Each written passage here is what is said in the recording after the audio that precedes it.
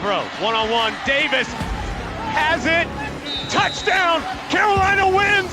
Carolina is the Coastal Division champion.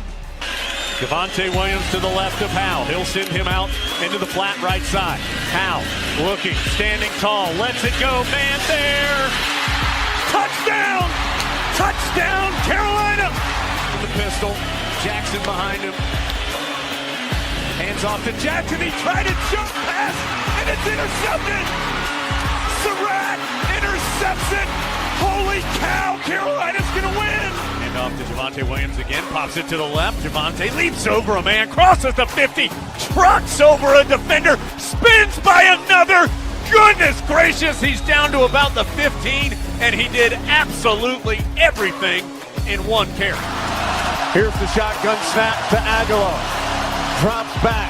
Pressure coming. Aguilar floats it up. Incomplete. No flags. Head on back up the mountain. Carolina wins it in double overtime. Loftus out of the shotgun. Throws to the end zone. Incomplete. Incomplete. The bell belongs to us. Carolina wins it. 47-45 in double overtime. Bernard fields it at the 26. Heading to the far side. Gio at the 35. Gio, he's at the 50. No, he's not. Yes, he is. Gio is going to take it for a touchdown. Are you kidding me?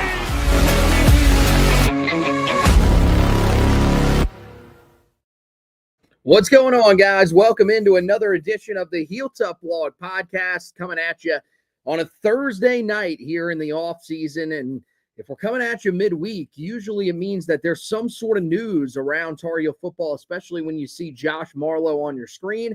And guess what, guys? For the first time in what feels like forever, it was 3 months, but it feels like it was much longer than that. Bill Belichick has spoken to the media. That happened on Tuesday night. We've had some stuff that's been going on, so we haven't necessarily been able to get to his comments, but we're going to do that here tonight. We're going to break down some of what he had to say, as well as some of what the student athletes had to say. 4 guys that spoke. We have audio clips from all of them except Christo Kelly, because your host is an idiot and forgot to send the one clip that I had from Christo to myself. But I will explain one of his comments that he made about Bill Belichick that I think encapsulates the situation perfectly that's going on with North Carolina as we sit here right now. But we're going to get into that. I will tell you at the very end of this podcast just a little bit about Carolina's commitment today, but that one we will not be going in depth on tonight. I will be back tomorrow solo by myself. Zach Hubbard is on vacation right now, so I will be stepping in to do that one solo tomorrow night, and we'll be talking a little bit about what the commitment means for Carolina. So make sure that you're keeping tabs on all of that stuff. There is an article on the website we'd love for you to check out too, but we'll tell you about that a little bit later. But let's jump into Bill Belichick's conversation that he had with the media. It was about 21 minutes, which is a far cry from what we are used to. Remember that with Mac Brown, we were used to locking in for about a good 50. He was a guy that loved to talk. He loved to explain a lot of things about his team. Bill Belichick didn't really give you a whole lot of in-depth on the team, but there were a couple of positions in specific that he did go into. So we will talk about those tonight. And then, some of the player comments, very interesting as well about some of the culture stuff and everything like that. The first one that we want to start with is probably the one that everybody wants to know the most about, which is the off-the-field stuff, the relationship between him and Jordan Hudson, all of the news that's around that. How does that really affect him as a coach? And he was asked multiple questions about this. I don't believe this is the response to the one that was asked about, does this ruin sort of the quality of life that you have when you thought you were going to get when you took the UNC job? But this was basically the answer that he gave to just about every one of those comments. No, she doesn't have any role in the UNC football program. But again, there's been, noise out there about a lot of different things. Again, our focus is, day to day, getting better, stacking good days together, having good rest, recovery, and training, moving forward the next day, and from the coaching staff to focus on, how do we help our team get better? That's my job. That's our staff's job, is to put a good plan in place so that they can, if they do the work, that they see the improvement. And so, that's what our job is. All right. So, yeah, pretty simple. I mean, basically what you would expect to hear from Bill Belichick there. But I do think that it is meaningful that, we heard from him, and then eventually we heard from Christo Kelly. And the one thing that he said is that really it's not there. There are distractions around every college football program. This is just one of those, and that they're focused on keeping the main thing the main thing. That is very Bill Belichick-esque. It seems like Christo Kelly is a guy that, being his first commit out of the transfer portal, you knew was going to latch on to Coach Belichick a lot. And he seems to have latched on to him there. But, I mean, when it comes to this answer, I think – I don't know if it gives Tar Heel fans a lot of comfort, but I think that it's one that you do like to hear, that she is not involved with the program. How true that actually is, I have no idea. I don't know if she's basically still considered the SID or not. But it should show you that when it comes to in between the lines, it means that Bill is his own guy. Bill's going to focus on the football stuff when he has to focus on the football stuff. And that was really our biggest question about her involvement with everything at the time. Yeah, he went on a damage control, 2-3 weeks ago, where he was doing, I felt like, every interview he could to kind of get out in front of all the stuff that was going on and what was being said. And in some cases, like Pablo Torre, what was being reported. I went to the Logans in Gastonia a few weeks ago. Had a great time there. My server was actually a Carolina student who interned for the football program back in the spring, and I asked her straight up. I said, "How much did you see her? Like, as a Carolina fan, I need to know." And she said that she never saw her. And now, granted, she was there. She said that she got to the office at 6:00 in the morning, but nonetheless, while she was in the building, she never saw Jordan Hudson. And I think it's noteworthy. We saw Bill Belichick make a public appearance over the weekend at the Super Regional against Arizona. Ironically enough, the 2 times he showed up, Carolina got beat, but he was there and his girlfriend was nowhere to be found. And I think that's a big change. And so you can look at it as maybe Bill Belichick, came to his senses and said, look, this has to quit being the deal that it is. Maybe Carolina intervened and said, hey, we don't like the negative attention this is bringing the university. He has to remember that he works for a university, not just the football team. But nonetheless, I think that was a big change, because it felt like every time we saw Bill Belichick, we saw Jordan Hudson at his side. And so I do think, once we get to football season and we're a little bit 5-6 weeks away from this team going into fall camp, a little over a month away from ACC kickoff here in Charlotte, I do think that once we get to football season, it's going to be strictly all football for Bill. And all the things we've had to endure this offseason hopefully will quickly be forgotten about. Yeah, I mean, and the thing that I want to stress here is that I do not want him to be at these games and not allow her to be with him. I don't think that that's what any of us are hoping for. I mean, we would like for her to be able to be around, the program, be around the other programs if they're out just hanging out at a baseball game like we saw. I don't think that's an issue. I think what's the problem is when it starts to consume basically every headline. When you start to wonder, how involved is she really in the program? Does she have a role in the program? Is she going to be someone that's on those sidelines that's, going to be, during the game wanting to focus on the production side of things? And, we need to mic up coach, all these different things. When it's like, look, we're focused on the football. Now that we're in season, we need to be focused on what matters, which is winning football games here at Carolina. But it doesn't seem like that's going to be the case. And I got to tell you, the thing that's most interesting is what you said about the Logan's waitress telling you that. That is amazing insight from somebody that was there just interning, but that's great. I mean, to hear that she was not nearly as involved as we thought she was, I think that's a very encouraging sign, because that was our biggest worry. Not that, she was controlling everything with Bill Belichick, but that it would sort of cause some issues with Belichick, being able to do his job when it came to coaching this team and being able to win games. I don't think we necessarily have to worry about that.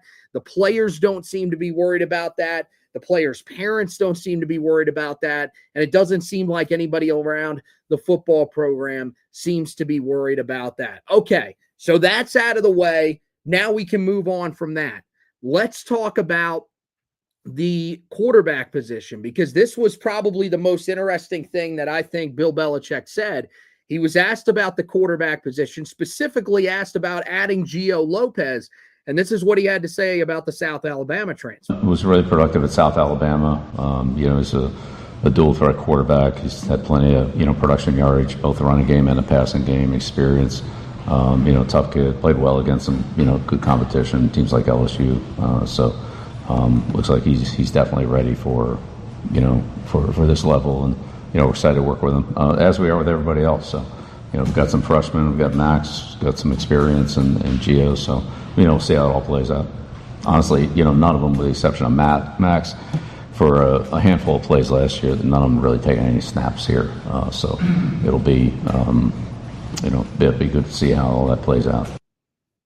He would then go on to address this later on and would say that there are 5 quarterbacks in the room for Carolina. Now, believe me, I don't think this is a 5 quarterback battle. I don't think that Gary Merrill or Arturi Newkirk are going to be factoring in this quarterback decision. But I do believe that if Max Johnson is healthy enough, that this could be 3 quarterbacks that are legitimately battling for the quarterback reps, because I think that Bill Belichick wants a guy that's experienced if he can get it. He wants someone that he knows can win for him right away, and I think that's one of the things that you heard right there. So to me, this sounds like there is an open competition at quarterback. Is that kind of what you took away from this as well? Financially, you look at this, and Gio Lopez, you expect him to be Carolina's quarterback because they invested $2.1 million in him when they picked him up out of the transfer portal. I think what Belichick likes about Max Johnson is that experience, how much he's been around the game. And remember, he was Carolina's starter when they took the field last year at Minnesota before the injury and before Carolina would go on to win the game. As bad as he looked, before he got hurt, there was no reason to believe that Mac Brown was going to pull him and go to a different quarterback in that ball game. But I think he likes having him in there because of how much he's been around the game. Would be a great, I think, a culture guy for that room. Maybe teach these guys how to prepare, how to watch film, and all that stuff during the week. But when we live in the world that we live in now, where we know that there is financial compensation to players on the roster, and especially the quarterback position. When you invested the money that Carolina had reportedly invested in Gio Lopez, I think he is going to be the guy unless he just absolutely gets beaten out or is just that bad in practice, that bad in fall camp where they feel the need to go somewhere else. But I do think it's going to be a room that Bill Belichick likes for a lot of different reasons, because if Gio Lopez were to go get hurt, he has a veteran backup, waiting in the wings. And I still think, as much as, that they paid and went after a quarterback in the portal, they believe Bryce Baker is the future of that quarterback room. And so, this was their plan all along. And I guess we finally heard Bill Belichick kind of explain that vision when he met with the media earlier this week. Speaking of Bryce Baker, here's Jordan Shipp quickly on Bryce Baker. I would say the biggest thing that stood out was really his work ethic. We're in the weight room. Like, this is just stuff off the field. In the weight room, after we lift, me and him were doing core after, extra stuff after, and a lot of the boys joined into it. So I would say the biggest thing for Bryce that's going to set him apart is the way he works and the way he approaches everything. His preparation is elite. He's always in here watching film, no matter what it is. He's watching NFL tape. He's already started watching TCU and stuff like that, just getting ready. So, just his preparation is definitely high level. Can't really tell he's a freshman. Sounds a lot like what we heard about Sam Howell, what we heard about Drake May, especially Sam, because Sam was a guy that started as a true freshman. I think this is truly an open quarterback battle.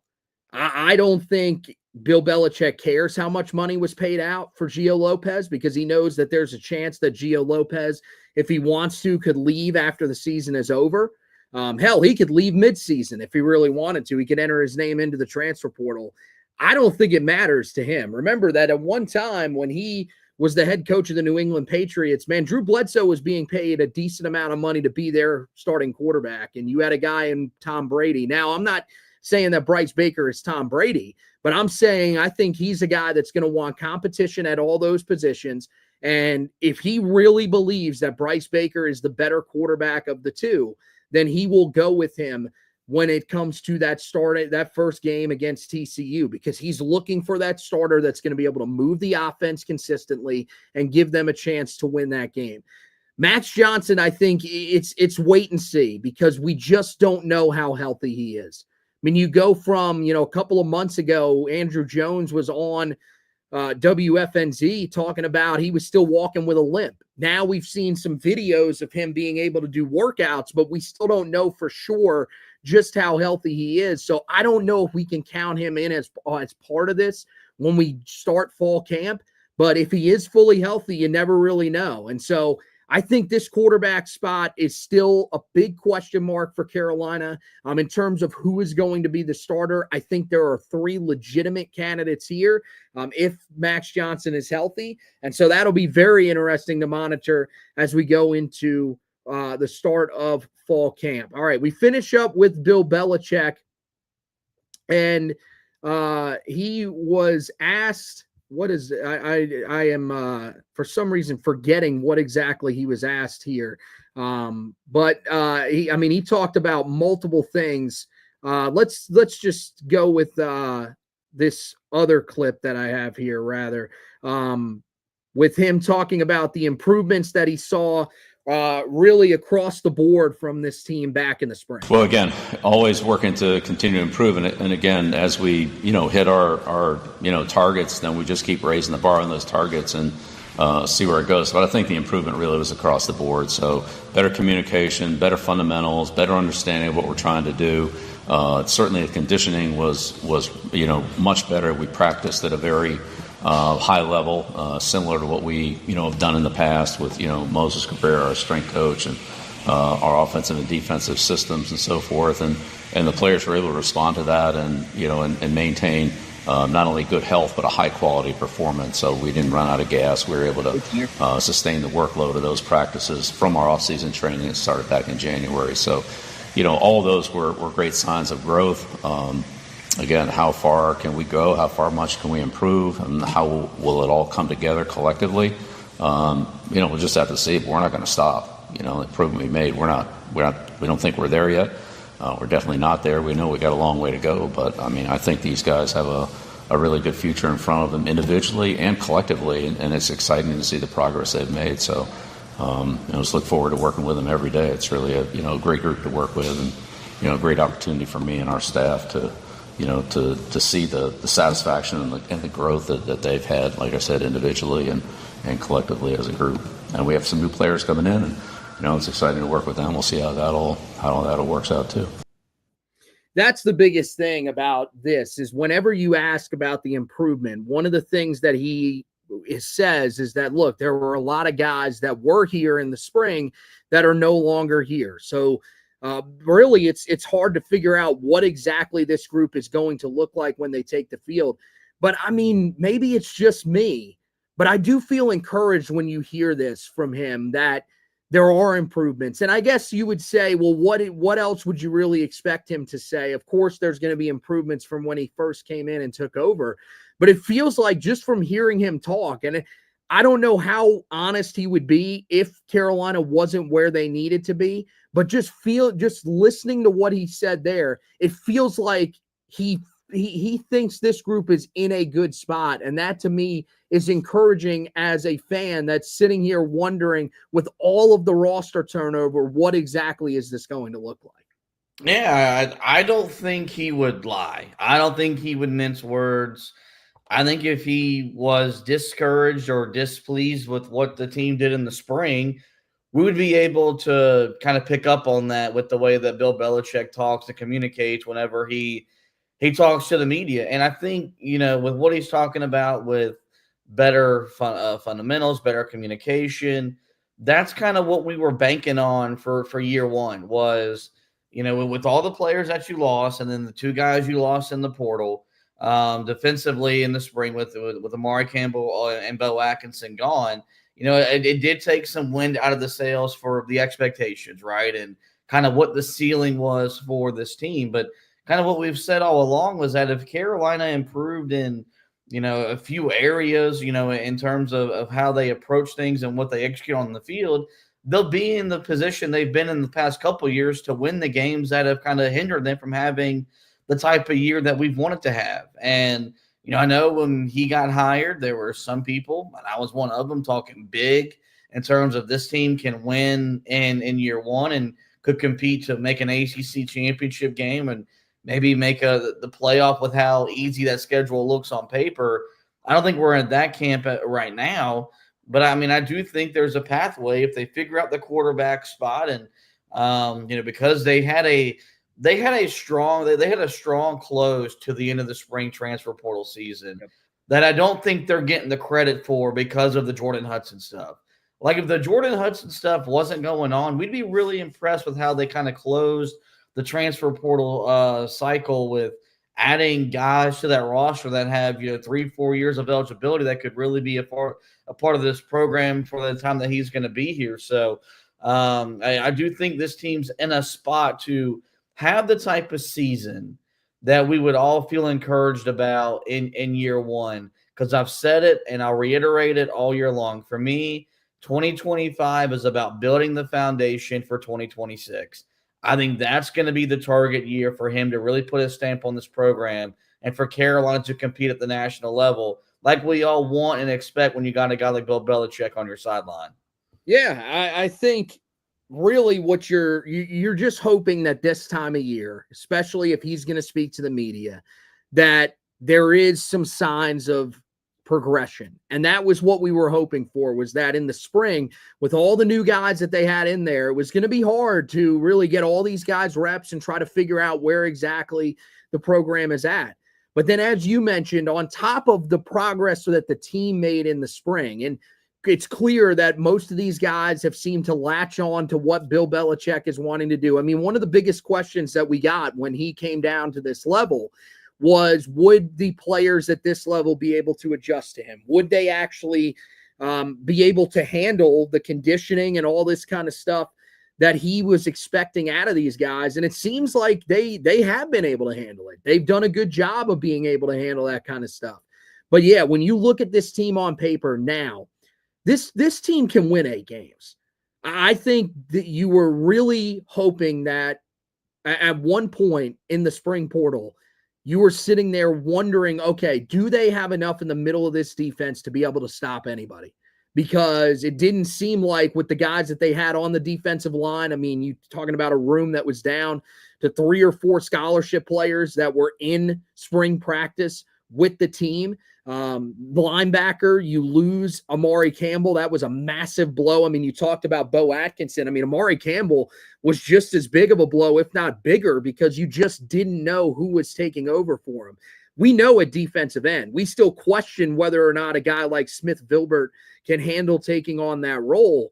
But I think that's pretty much your guy. At linebacker, we were kind of left there with our hands in the air saying, who is taking over now? Are you going to roll with a guy like Mekhi Bayor, or who knows? Is it one of the younger guys that has to step up? Then you go out and get Andrew Simpson. And I think that was the move that really turned everything. When you got him, I think you got a guy that is rather comparable to Campbell in terms of the numbers. I would still say Campbell, a little bit of a better player just because of how productive he was this past year. Simpson wasn't nearly as productive, but I think you got a guy that can control things in the middle of this defense, that's been around a college defense before, that's been around, a defense that went to the college football playoff this past year. Now, they weren't the main reason why Boise State got there. That was their running back, Ashton Jeanty, but let's be honest, that defense was pretty damn good for most of the year. They were a big part of why that team had a chance to win a game on the road against the Oregon Ducks early in the season. So I think this group, they've done a good job of scrambling. This staff has, especially with how late they came in. They had to scramble in the 2025 recruiting class. They had to scramble in the early portion of the portal. And then, they had to end up scrambling a little bit even in that spring portal once they realized that they weren't getting some of the top guys. And I think they did a really good job, and they've positioned this group pretty well here as we sit on June 12th. Speaking of the culture, this was one of the main things that the players were talking about. We'll get back to some of Bill Belichick's comments. There's two towards the end that I really want to discuss. But let's go to Will Hardy, a guy who's been here for a while now, clearly has taken on a leadership role. That's the reason that he was up there talking on Tuesday, and he was asked about the new culture and how it sort of compares to what Mac Brown did here in the past. Yeah, there's been a lot of new. There's been a lot of good here. I've been a part of some great programs with Coach Brown and been fortunate enough to be part of those staffs and those teams. We've had success. Belichick's brought some new stuff, a culture that's new and sort of uplifted, and just a mindset that attacks the day every single day. Obviously, that brings new coaches too. So, new position coach for me, new defense coordinator. So, new schemes, which is always fun to learn and play in. So, there's been a lot of good with Coach Belichick. All right. So, most of what you would expect, I do think one of the things that was interesting was he said he brought a culture and then sort of stopped for a second. But you know what? Not anything too bad. Let's go to Jordan Shipp, though. What does he think about the changes to the program? Love Coach Brown. Coach Brown had a great run here. Coach Brown's a great coach. He did great at Texas. He's done great here, great seasons. And nothing to take nothing from Coach Brown at all. Just Coach Belichick comes with kind of like a different attitude. You can kind of tell, the culture's changing and stuff like that. So I would say that's kind of like the biggest difference between the two. The program has definitely changed into like more of like an NFL style program, with the training room, the food, the recovery stuff, the strength and conditioning. Coach Moses is doing a great job. It's tough. It's definitely hard. We just coming from a tough lift, but it's gonna help us in the long run. So I definitely feel like my dreams and goals are definitely attainable. But like I said, I'm more worried about just growing day to day. So a little more revealing there. It says that no offense to Mac Brown, but this culture is has a little bit more of an attitude to it. Basically, what I took away from that is that this culture is a lot more physical. There's a lot more that you're doing day to day in terms of being in the weight room, trying to add that muscle, trying to become a more physical player. That's pretty much what I took away from it. And then you'll hear here in a minute from Thad Dixon talking about the defense that Stephen Belichick is going to bring. But I mean, that to me was pretty revealing. It shows you that there really is a completely different culture. And we talked about it, really the last few years. And really, you go back to the last days of Larry Fedora. I'm not saying it got that bad for Mac Brown, but it got to a similar position where people were asking, what is the culture here? Is there a culture actually in Chapel Hill? And now I think the one thing that we've talked about this with Belichick, is that he was going to bring that NFL style culture to college football. He was going to bring that tough-nosed mentality, and it seems like that is what he is trying to hammer home to these kids.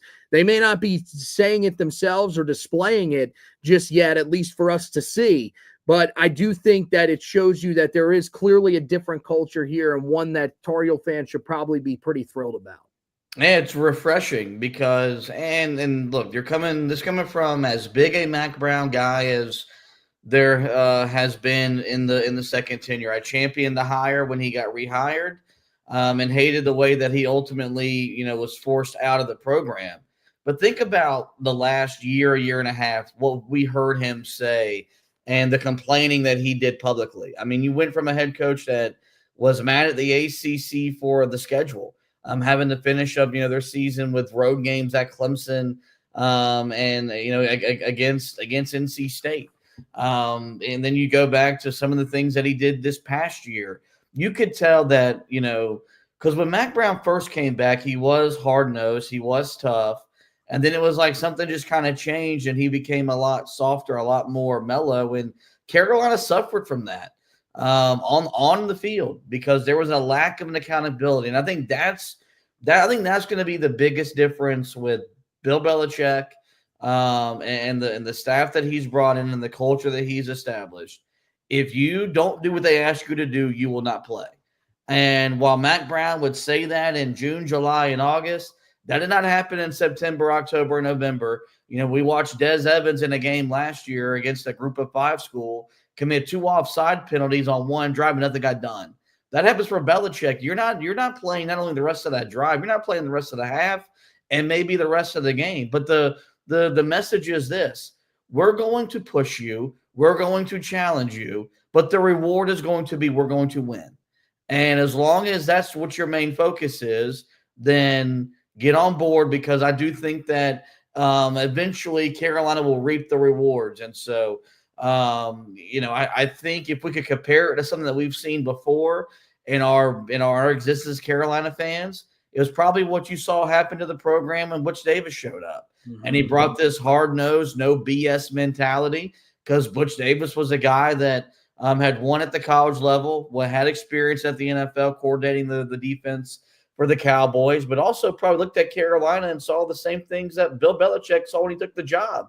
Oh, you can actually win here if you establish the culture, because there's talent in the state of North Carolina, and this is a fan base that is starved to support a winner. And so I do think it'll be refreshing to see Carolina be held accountable on the field, something that Mac Brown's team's really lost his last 2+ years on the sidelines. Yeah, well, the accountability thing, I think, was there really the entire time. We just never really noticed it the first few years because we were still in bliss. You had a great quarterback, you had an offense that was incredibly exciting, and you had a team that was winning. It just couldn't win when you needed it to in the most important spots. And then, as things went along, you started to notice, hey, there's an issue with Carolina not holding some of these guys accountable when they take these penalties, not holding guys accountable when they make mistakes. And I think that's part of the reason why this staff did what it did by going out and getting as many guys. Now, with the scholarships limits being extended to 105, of course, that's a little bit different. But I do think that they wanted to go out and get depth. And, at most positions, I feel like there is pretty decent depth. You can question it along the defensive line, but they did go out and get bodies. So it's going to be one of those situations where, hey, if you don't play the way that you're supposed to, if you are taking penalties, if you're getting beat on the defensive side of the football, or you're struggling on the offensive side of the ball, then we're going to take you out of the game. We're going to put in guys that we think give us the best chance to win. And that is certainly a difference from what Mac Brown did. But I think, it's just going to be the attitude too, because we've heard for so long that Carolina's soft, man. I mean, the amount of times people have told me you should change the name of your blog because that does not describe Tar Heel football even in the slightest. And I said, well, one day, hopefully it will describe Tar Heel football. It feels like that's going to be the mindset that Bill Belichick is going to bring. That's what he brought when he was in the NFL. There was no doubt that you knew when you faced the New England Patriots, it was going to be a tough game, because in the trenches, they were going to be able to manhandle you for the majority of his time there. I mean, towards the end, it started trending a little bit in the wrong direction. But for the most part, I mean, you feel pretty confident that that is an area of the game where Bill Belichick is going to be able to get guys to compete at a high enough level to meet a certain standard in order to be able to play the way that he wants to. And so I expect that's what you're going to see. And then on the defensive side of the ball, look, there is, a certain standard that he wants on that side of the football. And so does Stephen Belichick. And Thad Dixon explaining why he decided to follow Stephen Belichick and what Stephen Belichick's defense is all about. Yeah, it's pretty far for sure. Mainly just how comfortable I am with him and playing in his defense. Coach Steve, he runs a real good defense, and it really puts his players in the best position to make plays. So, just being in a defense I already had success in, I mean, it was an easy move. Is there like a trademark on Steve Belichick defense that you can tell us about? Physicality.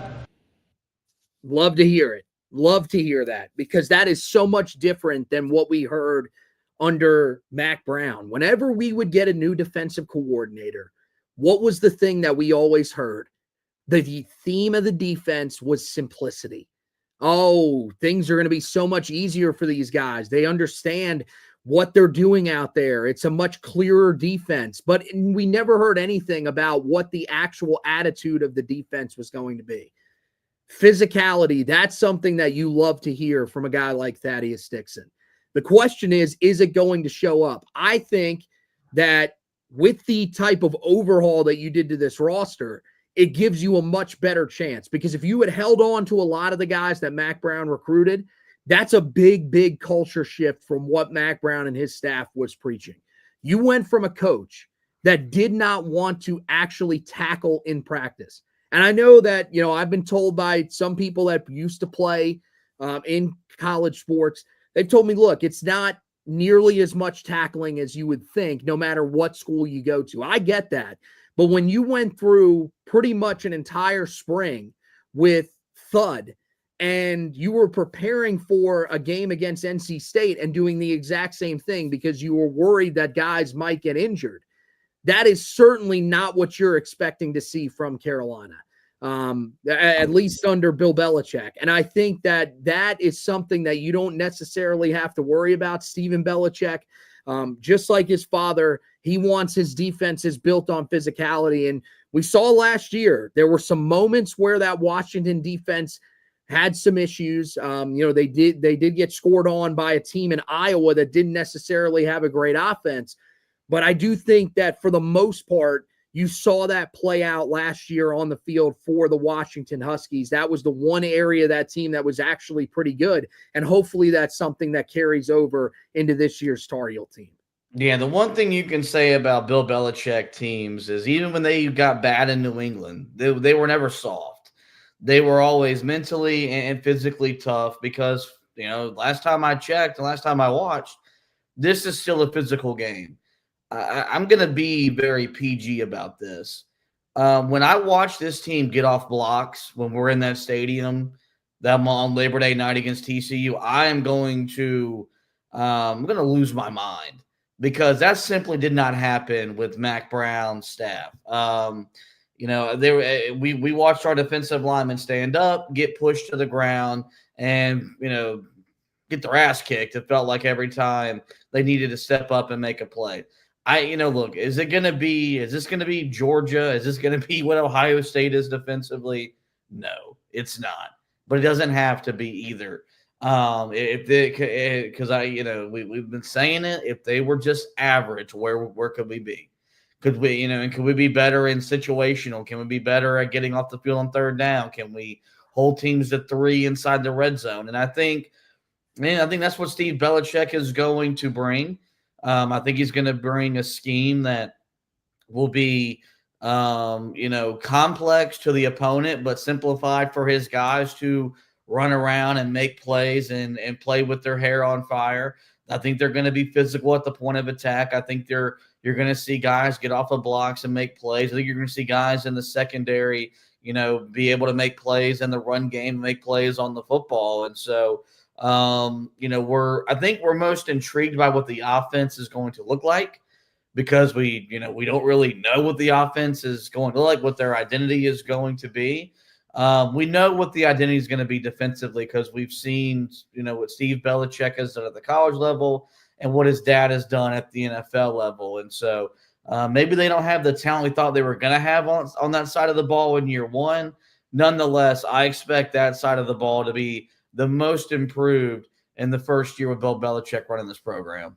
Yeah, I would hope so. I mean, that's certainly a pretty low bar that, Carolina's starting at. You're talking about defenses that didn't necessarily rank nearly as bad as some of the ones that we saw under Larry Fedora. I don't even know if that was Mac Brown's worst defense necessarily, but it certainly wasn't a great defense last year under Jeff Collins. It was a defense that we thought was going to be improved and never really showed that improvement. It's until they, really faced some of those lesser offenses. And even then, they didn't do enough to be able to win Carolina those games. That's the thing that you want to get back to. And Alan Lundy comments and says, got to have a good defense. I think this staff can change that. That's the difference with this group, right? Is that there's an actual belief that something can change. Because I think with the previous regime, and even going back to Larry Fedora, anytime they would bring in a new defensive coordinator, we all wanted to believe that this was the solution. Things were going to change. Maybe Gene Chizik has found his fastball again, really both times, whether it was with Larry or when they went back to him with Mac Brown. We thought maybe that connection will work and Gene Chizik will find that what made him such a great defensive coordinator previously. It never worked. Now you've got a guy in Steven Belichick who, is coming in and is still relatively young. And last year, had some success. I mean, he was good when he was with New England in the role that he was in. But last year, really his first time as a defensive coordinator. I don't think it's the worst thing that you've got a young defensive coordinator that is hungry, that's learned from his dad how to coach the defensive side of the football and is going to be helped by his father now on how to coach the defensive side of the football. Because, Bill's going to be involved in just about everything. I think that's one thing that's going to be a little bit different is that Bill is going to be much more hands-on when it comes to game day stuff than Mac Brown was, where Mac Brown was that guy that was kind of hands-off once you got on the field. Yeah, he was going to be very hands-on recruiting you and getting you to his program. But once you got on field, it was really your position coaches that were going to be coaching you up. That's not going to be Bill Belichick. Bill Belichick is going to be hands-on. We've seen him out there coaching certain, guys when they come into these prospect camps and everything like that. He's going to have a hand on this defense. And I think that's going to help Carolina as well. But, I think even with the amount of guys that Carolina lost, and you're down some significant pieces, there's no doubt about that. You've added some new pieces. There are guys that we really like that have potential, but that need to be able to perform. I still think this defense is going to be better this year than it was any time that we saw it under Mac Brown. And I'm not going to go crazy. I forget what season it is that I said we'd have a top 25 defense. That's one of the dumbest things I've ever heard. And I probably shouldn't even have this podcast after saying that. If this defense could be top 75 good, I think we would be pretty satisfied with it. That would be a huge step in the right direction for Carolina. Just find a way to be a group that you can trust to win you a couple of games. That's all we're asking, because we don't know what this offense is going to look like. It's probably going to be a little more pro style, similar to the stuff that you see in the pros. But look, Freddie Kitchens is still going to be running some more modern stuff. But still, I don't know if this is an offense that's going to be putting up 30, 35 points a game on a weekly basis. And even that at times, we've seen that's not necessarily enough depending on what your defense looks like. I think this will be a unit that you'll feel pretty good about once we get to the mid portion of the season and guys really settle in. One of the other things that came up, the players were talking about this. It was mainly Jordan Shipp and Will Hardy. They were talking about the joking side of Bill Belichick and how he's a guy that maybe catches you off guard a little bit with how funny he is. We also saw when he came into the press conference, he was sort of joking around a little bit with the media. He was laughing. I've had someone that's told me that they think that is a bad sign for Carolina football. That shows that that he doesn't necessarily have his fastball. He's no longer the grump that he used to be, and that's going to show through when it comes to the play on the field. Here's Will Hardy talking about the coaching side of Belichick that is definitely still there. Yeah, it's the little things. I've really enjoyed just when we're a full team in the meeting room and he's pointing out different stuff about to the O-line or to the D-line. Like, as me as a DB, it's important to learn all of football to understand how it all connects. And so I've enjoyed that. But you'll get called out in front of the whole team, and man, you got to just say yes, sir, right? There's no hiding in that respect. So it's just been great. It's cool. I also love the way he coaches you one-on-one during practice. He'll pull me off to the side and just give me a little nibble here and there, and it's cool to see how he knows the full game in every single detail. So. Are you at all concerned about the fact that Bill Belichick is apparently joking with the players, that he is smiling when he's up on the stand as opposed to going up there and being grumpy like he used to be? Does that have you concerned at all that we're not getting the same motivated Bill Belichick that we did when he was in the NFL? Guys, Bill Belichick's in a different phase in his life where he still loves football, still loves coaching, i.e. why he is still doing it at the age that he's doing. When you're dating someone, 50 years your age, your eyes get opened up and you see the world a little bit differently. Also, this is college, man. Like, we can be the 33rd NFL team and run and operate like we're an NFL program, but you are dealing with 18 to 22-year-olds. And in the time now where you've got the NIL and you've got the transfer portal, you've got to be able, I think, to relate to them on a much more personal level than you can do at the NFL level, where, it is strictly, you come here, you do your job, you go home. And so I think this is actually encouraging. Like, and this is coming from the guy that believes your coaches should not have lives. That your coach gets up at 4:00 in the morning, is at the office by 5, and is there till midnight. Like, I very much believe in that mindset.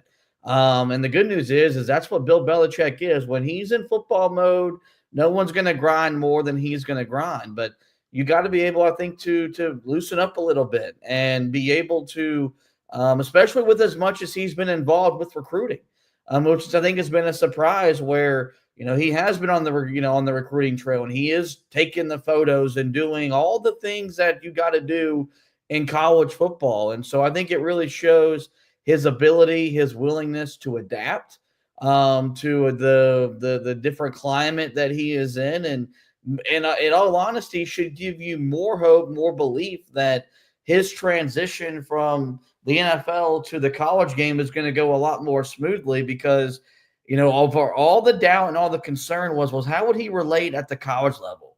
How would he be able to connect with 18 to 22-year-olds? Seems like he's doing a pretty good job so far, and I think the players have kind of embraced the fact that, yeah, dude, when we're on the field, it's all business, and he's going to coach me up, and he's going to pull me aside and tell me when I do something wrong. He's going to pull me aside when I do something right, but if I go into his office, I can make I can get a joke or two out of him. And so I think that's a good sign. And, I think it's kind of refreshing seeing that side of Belichick after all those years, seeing him be a grump with the New England media. See, the thing that I really wish I could do, and I have reached out and have tried to get former players that played for him on, because I truly believe that if you got these guys on, and if I asked them a question about what was Bill Belichick like when you guys were off the field, what was he like at times when you started practice? Was he a guy that would throw a joke around or two? Was he someone that, is funnier than a lot of people give him credit for? Was he someone that smiled a little bit more than when he was talking to the media? I think you probably would see a lot of guys that would say, yeah, he was a normal guy behind the scenes. He liked to crack up. He liked to joke. I don't think that the fact that that is happening is something that should concern you. One thing that you also have to take into account is that when it comes to the handling of the media, when he did it before, this was before he was a member of the media. He has been a member of the media the last 2 years. So learning from that experience, I think that makes him a different coach. We heard about it from Mac Brown, man. Mac Brown said when he was at Texas, he handled the media a lot differently because he didn't know what it was like to be on the other side and be asking those questions, be, having those conversations with coaches, and why it was important to be able to connect with those people and not necessarily show that hard shell. I think that's part of the reason why you've probably seen Bill Belichick soften up a little bit and why he does want to go in there and joke with the media. And also, I mean, you're getting to a later point in your life. I mean, at some point, I think that you want to have a little bit of fun, where the last, 20, 30 years of his life were really just about him grinding nonstop to try to prove to people that he was the greatest of all time. Now, I think he's comfortable knowing that he's the greatest of all time. Do I think there's still a side of him that wants to prove that he can do this? Oh, certainly. I think there are people that are questioning him, and there is going to be a motivation to prove I can coach at the college level and do it at a high level and be a guy that has a team in contention to win some big things. I think that's certainly going to be there. So I wouldn't be worried about this at all. When this person told me this, I was like, look, I don't know what you expect him to be. I guess you expect him to just be someone who's miserable all the time. But I kind of like that we're seeing this side of Belichick, especially when as you talked about, when he is as involved in recruiting as he is. It's not like we see or like we thought we were going to see when it comes to the 33rd NFL team, where we thought Michael Lombardi was going to go out, acquire the talent, and Belichick would just coach it. No, he's a guy that's going on a lot of these recruiting visits. He's leading a lot of these on-campus official visits, and he really wants to be involved in that area. And if you're going to do that, man, you've got to show that softer side. You can't always be that ultimate hard ass that he was when he was at the NFL level. Couple other things here from Bill Belichick before we get out of here, really because it does sort of promote some of our upcoming content, but also some interesting stuff that he did say.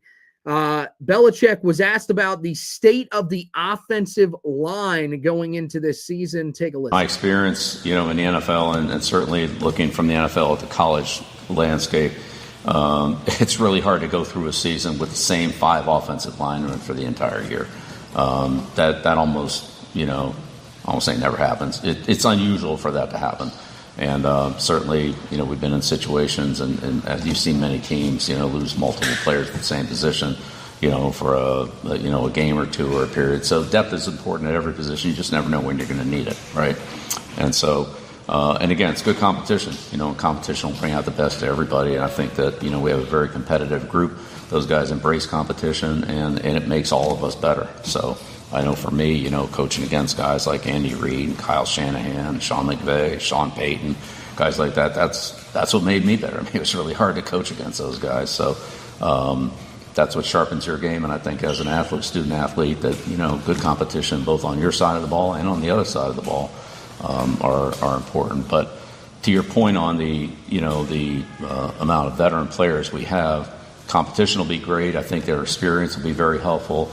But I think that's also very important that Michael and I have talked about is the 26th class, that we need to be, ready to have some players in there for the guys that, won't be returning next year. So, there's some real team building that we need to address in the future. But again, for right now, we'll let the competition play out. But I think it's very good, very healthy. It's a lot more than what I think we had back in the spring. And, the best players will play. That's the only thing I can tell you. All right, so he mentions there about the 2026 class. Carolina, of course, landed a guy today, Nick Fiumara, out of the state of Massachusetts. Carolina brings him in. That's their 5th commit on the offensive line in this class. So they are clearly hitting that at a high rate. This is, a guy that is a little bit of a developmental piece, but I really like some of the characteristics that he has. I will break him down more on tomorrow night's edition of the podcast. Make sure you tune into that. It'll be tomorrow at 8 o'clock. I'll be going live, so make sure you check out that edition of the podcast. But when it comes to the current state of the offensive line, where do you sit? Because this is one unit that I'm really confused about where this group is at.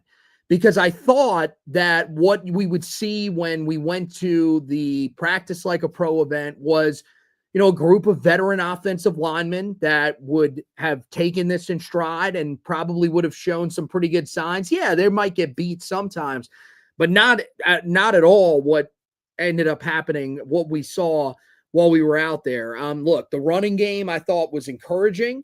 I thought the passing game, they really struggled in pass protection. And then one thing that tells me that they were concerned by what they saw was they go out and add 3 more guys out of the transfer portal along the offensive line, 2 of them incredibly experienced. We're talking about guys that have played 5 years of college football or more in their careers. Where do you stand with this offensive line, and is this the position that maybe you're most concerned about like me? Yeah, I think right now it's to be determined. And hopefully when we get into fall camp, we hear something about it. I do think that not that Mac Brown didn't stress depth as much as Belichick is. I think they're just going to be much more committed to developing it.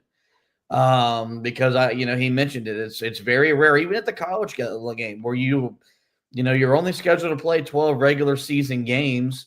13 if you go to a bowl game. You can play up to 15, 16 if you go to your conference title game and then advance in the playoff. But it's really hard to play with that same starting 5 the entire year. Like whatever you start with on opening day, there's probably going to be a point in time where you're starting a game with a different lineup. And so I think that's the benefit that they had with the spring portal, was they were able to identify, hey, we're not as strong as we'd like to be. We're not as deep as we'd like to be.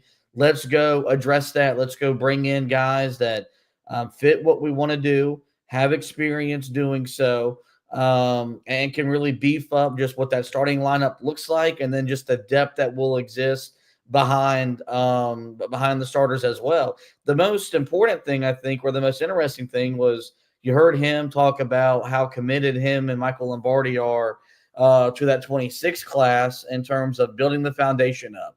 And you mentioned that they've now landed the 5th offensive line commit in that class earlier today, which tells you that they have a vision, they have a plan, and that you're seeing that come to fruition. It doesn't guarantee that Bill Belichick's going to be the head football coach next year. I believe that he's going to finish his coaching tenure here because I do think some of his personal relationship stuff will make it hard for him to get an NFL job again. But if you're a Carolina fan that has your worries and your doubts, that should be something that should give you some hope, is that him and his GM have talked about how to build this roster up moving forward, and they've done that in the 26 class. So this will be a group, this will be a lineup that I think will have as many questions as any other group on this roster when we all gather in Kenan Stadium on that Monday night, because if the spring is any indication, there won't be many reports coming out of Chapel Hill come fall camp. Yeah, that's the one thing. That's what sucks, is that we won't be able to really gauge where this group is in the middle of fall camp. He may talk to the media, but as you saw here, there's just not a lot that he gives you. He doesn't point to specific players. He doesn't tell you that certain guys are in the starting role, other guys are challenging for that role. That's the thing that Mac Brown did that we loved as the media side of it, was that, okay, you get these players, you get to know who is performing well and who isn't. That's not what you're getting under Belichick. You just get an overview of the unit. In terms of the depth, yes, the depth is definitely there. I think that's the one thing that I do like about this unit as opposed to the units in years past. I think there's going to be a multitude of options. Now, how talented are those options? How good are those options? I don't really know what to tell you on that. I think we're just going to have to find out. But I think that in terms of the number of guys you're going to be able to play, this is one thing Mac Brown always brought up. We want to have 10 guys on the offensive line. We want 2 deep at each position, where we have enough guys to rotate in, where if someone goes down or if someone just isn't playing well, we can throw someone else in the game. The level of the level of play doesn't drop off, and you've still got someone that's productive out there for you.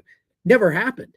Never even got close. I mean, you're talking about maybe having 7, 8 guys that you could use at a time. And that was pretty much last year. That was the only time where you really had that type of depth. And even then, it really wasn't all that successful for you. This year, I do feel like it's going to be different. If somebody starts the season in that game against TCU and is really struggling that bad, I don't think that person's going to be staying in the game. And yeah, it goes into accountability, but it's because of the depth that you have in that unit. So I credit Michael Lombardi, Bill Belichick, as well as Will Friend, the offensive line coach, who have done a really good job of amassing all of those guys in that room. Now it's about figuring out who can actually play. Because there was a guy, hell, I thought Chad Lindbergh, a guy that Carolina got out of the transfer portal, was going to be a big part of what they did. That dude wasn't even a first-team player in the spring, or at least what I saw when we were in the stands for practice like a pro. Instead, it was Miles McVay. That was the guy that was getting the most run for Carolina at tackle. Trevion Green was out there as well. I think, the interior of the offensive line, I feel more confident about.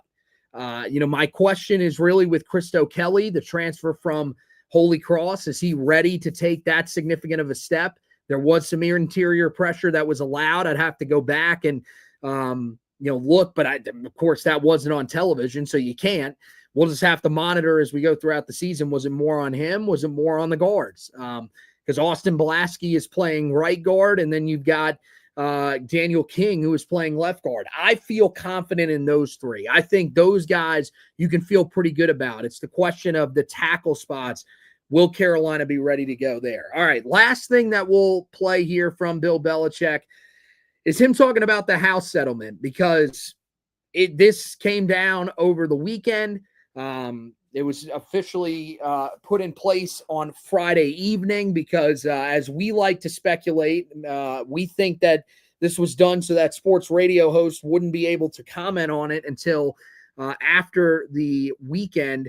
When they got back on Monday, many people would probably be focused on some of the other stuff that was going on. But here's what Bill Belichick had to say when he was asked about the monumental house settlement that came down. House settlement, something that we've all kind of been waiting for, and now that that's been handed down, it's quite lengthy and technical, and so, we have people on our staff and lawyers and so forth that are looking at it. So we have a full understanding of exactly what we're doing. We did that over the weekend, and Michael Lombardi and I will be meeting with those people that are advising us on what exactly it means, what we can do, how we need to configure things a little bit differently than maybe we've done in the past couple of months. Again, a lot of this was anticipated, but now that it's more formalized, we'll have to, make sure that we're compliant with every part of it, and from roster size to, payments and fair market value or reasonable market value, terms like that, the Deloitte part of it. I mean, there's a number of things that are kind of interconnected. We just want to make sure that we understand everything before we, march too far forward. But I'm glad that it's out. I'm glad that we have rules and policies and so forth that we can work with. I think now it's just understanding exactly how the mechanics of some of those will work, and again, what we can do and what we can't do. So I think this is one of those things where it's monumental, because I think this was a point that we wanted to get to. Mac Brown brought this up at one point during last year. Just get to a point where the schools are paying these guys directly. That's the point that we've gotten to. In terms of understanding exactly the ins and outs and everything like that, it's like Bill Belichick said right there. It's going to take a lot of time to figure all this stuff out. And I think he's taken the smart approach. They're going to have a lawyer go over it, sit down and explain to them, this is what you can do, this is what you can't do.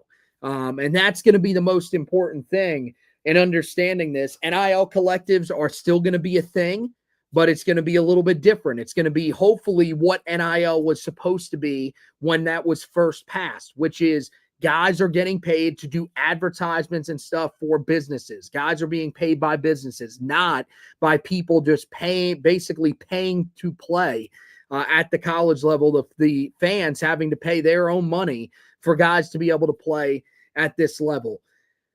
When it comes to the house settlement, I mean, I think that's kind of the understanding that you have of it as well. What did you make of that settlement coming down and what it could ultimately mean for Carolina football? Yeah, I mean, it's It's the resolution that we've been trending towards and what's been needed since the NIL era kicked off. Because from the moment that NIL became legal, it was never what NIL was intended to be. Because it was intended to be for guys to be able to profit off of their name, their image, and their likeness, be able to sell merchandise, be in commercials, be in a college football video game with their name in the game, and profit off of that. And what it turned into was pay for play. And I think what's important to differentiate is I am not against these players being paid. When you grow up, you think that, oh, it's great to be a college football player and you're getting an education that's free, and that should be a payment in and of itself, and it is.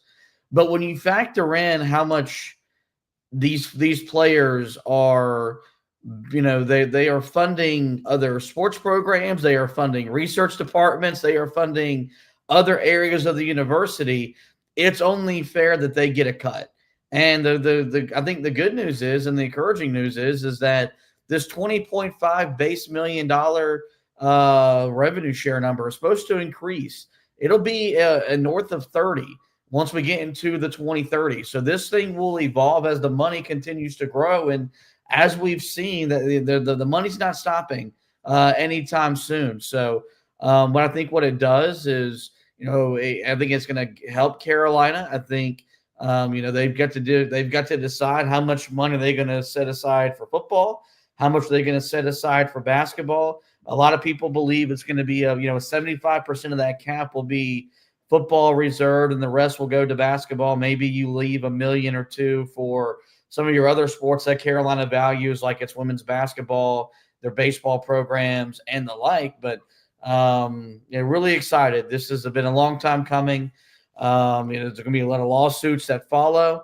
There's going to be plenty of lawsuits that follow that'll be necessary to kind of figure out what you can and cannot do. You've got a college sports commission that I think will enforce the laws a lot better than what the NCAA ever did in its time of existence, because this pretty much all but abolishes the NCAA in terms of a governing body.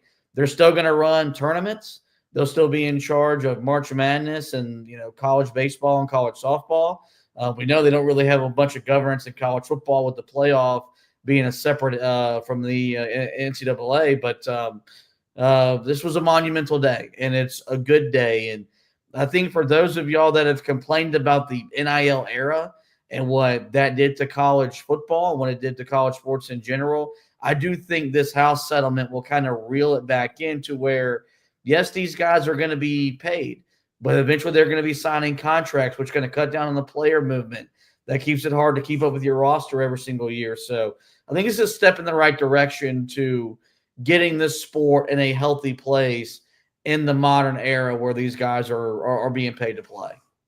Yeah, the big thing is going to be figuring out how much money goes to the football program, how much money goes to the basketball program, because this is not like other schools. Carolina basketball is a much different entity than just about any other college basketball program out there. The only other schools that it could even compare with would be Kansas. Kentucky will have to make their decision as well. Indiana. Those are some of the schools that will have to make tough decisions like that, where, maybe less than 75% actually goes to the football side of things. But that's where then NIL has to come into it. That's how you get these guys more money. And if you want that $20 million roster that Carolina is wanting eventually under Bill Belichick, that's where you're going to be able to build up that type of roster. That's the big thing that this does, is this gets you closer to what Bill Belichick was ultimately wanting when he took the job, the amount of money that he wanted to be able to build a roster. Now you're on the precipice of being there. And I think what this does is this levels the playing field a little bit. It's going to make it easier for certain teams in the country to be able to go out and recruit guys in the transfer portal. And I think it's going to spread the talent out even more. And I think that's going to lead to more parity probably in college football. I don't think that's necessarily the worst thing. And for Carolina, it certainly isn't the worst thing, because I think that could go in their favor, especially when you have a coach that we believe is as good as Bill Belichick even if he hasn't coached at the college level. So it's going to be real interesting to see what ends up happening with the NIL or with all of this, the pay for play from the coming from the colleges now, no longer from the NIL collectives, how the NIL stuff is going to work through this NIL Go program, along with Deloitte being a group that's going to, factor into this as well. So I think that's going to be really interesting to monitor over the next few months and next couple of years, as well as we sort of navigate this new era of college athletics. And tomorrow, we are going to be talking to you guys on the Four Corners side of things about what the house settlement means for the basketball program, really just what the house settlement means overall, our thoughts on it a little bit more in depth. So make sure that you check that out as well. That'll be a really interesting edition of the podcast. And we do have some scheduling news as well that we'll be talking about for Carolina basketball. So you don't want to miss that. Make sure you check that out wherever you get your podcast. So that wraps it up for this edition of the podcast, guys. Make sure you head over to the website, heeltupblog.com. If you go over there, plenty of stuff on Nick Fumera after his commitment earlier today. So make sure you check that out. We've got an in-depth breakdown of him, what his career has entailed so far. And I give you my film breakdown of him, tell you what I see on film that I like about him, some of the areas that, he's going to have to improve in, as well as, the level of competition. Certainly not where some of the other guys are at, and why that is going to be part of the learning curve for him. So make sure you check that out. Tons of other recruiting stuff that's going to be coming your way.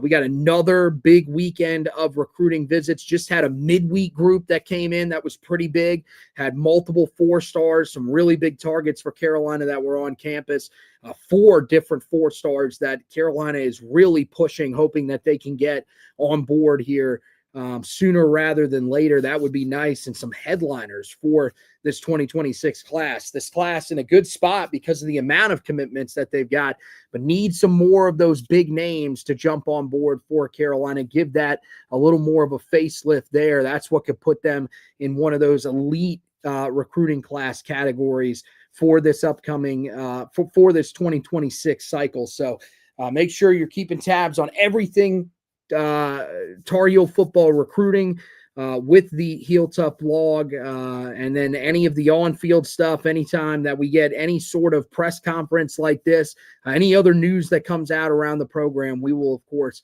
have you covered. Meanwhile, on the basketball side of things, getting into the offseason now, it feels like Carolina's roster is pretty full, but any news that comes out around the program, we will, of course, be keeping you up to date. And, of course, now we're getting into the summer, so that means there's going to be some recruiting news that's going to come in on the basketball front. So make sure you're keeping an eye out for that. Best thing to do, check the website morning, afternoon, and evening. And also make sure that you guys are going over to our social media pages. Twitter, the best place, I think, for all your content, because what you can do is give the page a follow. Right next to it, once you give it a follow, you've got the notifications tab where you can click on it.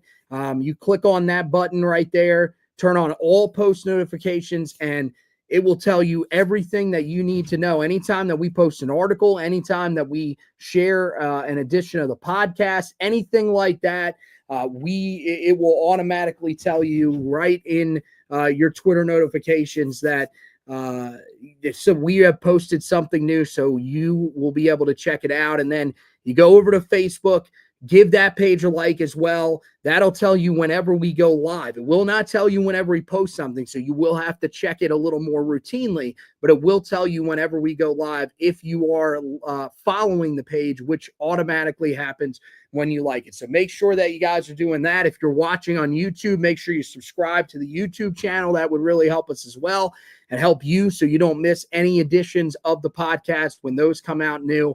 Yeah, that's going to wrap it up once again for this edition of the podcast, guys. Want to thank Josh for hosting with me. Want to thank you guys for watching and listening.